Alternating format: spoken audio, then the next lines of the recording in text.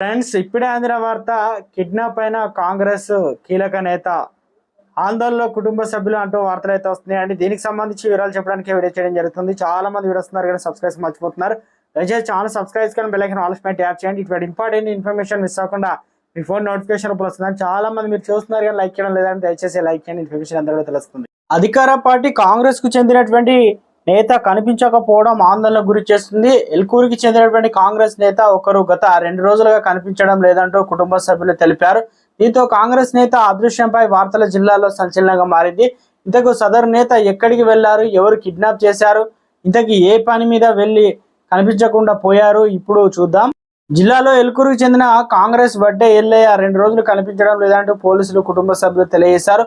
అప్పు వివాదం పరిష్కారం విషయమై మధ్యవర్తిగా వెళ్లి ఎల్లయ్య మాయమయ్యారు. జగ్గపేటకు చెందిన శ్రీనివాస్ అనే వ్యక్తి హైదరాబాద్కు చెందినటువంటి అపర్ణకు 20 లక్షలు అప్పు ఇచ్చారు. అయితే అప్పు తీసుకున్నప్పటి నుంచి దాన్ని తిరిగి ఇచ్చే విషయంలో అపర్ణ శ్రీనివాస్ ముప్పు తిప్పలు గురి చేశారు. శ్రీనివాస్ ఎంతకు డబ్బు ఇవ్వకపోవడంతో చివరకు అపర్ణ కాంగ్రెస్ నేత ఎల్లయ్యను ఆశ్రయించారు. ఈ క్రమంలో శ్రీనివాస్ ను కలిసేందుకు అపర్ణ ఎల్లయ్య కలిసి జగ్గపేట వెళ్లారు. ఈ నెల 18న డబ్బులు ఇస్తానని ఎల్లయ్యను శ్రీనివాస్ కారులో తీసుకెళ్లాడు. అయితే ఆ తర్వాత ఎల్లయ్య ఫోన్ ఆఫ్ అవడంతో పాటు కొద్దిసేపటి తర్వాత అపర్ణ ఫోన్ కూడా స్విచ్ ఆఫ్ అయింది. ఇంతకీ ఎల్లయ్య నుంచి ఎలాంటి ఫోన్స్ కాల్స్ సమాచారం లేకపోవడంతో కుటుంబ సభ్యులు తీవ్ర ఆందోళనకు గురవుతున్నారు.